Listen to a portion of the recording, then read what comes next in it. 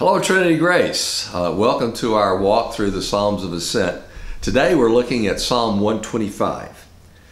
And here the psalmist says, "Those who trust in the Lord are like Mount Zion, which cannot be moved but abides forever.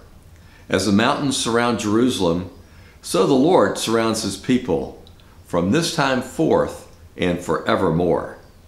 For the scepter of wickedness shall not rest on the land allotted to the righteous, lest the righteous stretch out their hand to do wrong. Do good, O Lord, to those who are good, and to those who are upright in their hearts. But those who turn aside to their crooked ways, the Lord will lead away with evildoers. Peace be upon Israel."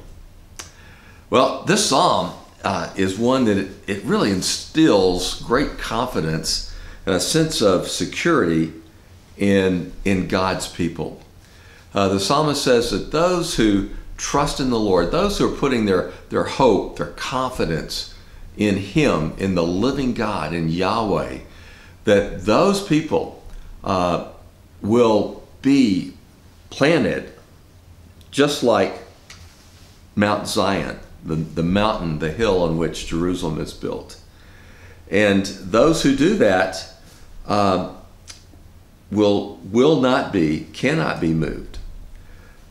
It reminds me of what the psalmist said in Psalm 46:5, that God is in the midst of her, he said, that is the city of God, Jerusalem, she shall not be moved.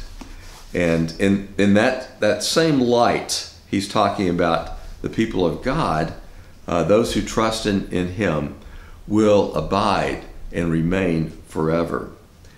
And then in verse 2, he tells us that the mountains, as the mountains surround Jerusalem, so the Lord surrounds his people from this time forth and forever. And as I'm told that in reality, the mountains, the hills on which Jerusalem is built are actually lower than those surrounding mountains. And so those surrounding mountains form like a wall of protection around Jerusalem and actually block the weather and some of the storms coming through.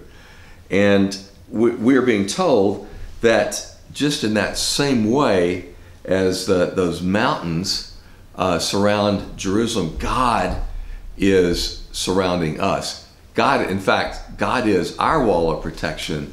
He is the one who is keeping us and guarding us and causing us to be safe now and forevermore. And so then with that in view, those saying understanding that is meant to give us, I think, a great sense of peace. And so the psalmist, as he concludes with a blessing. He says, "Peace be upon Israel."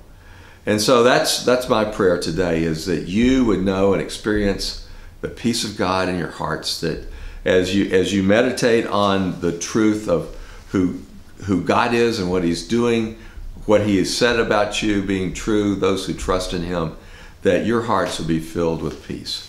God bless you. Walk in faith. Go with God.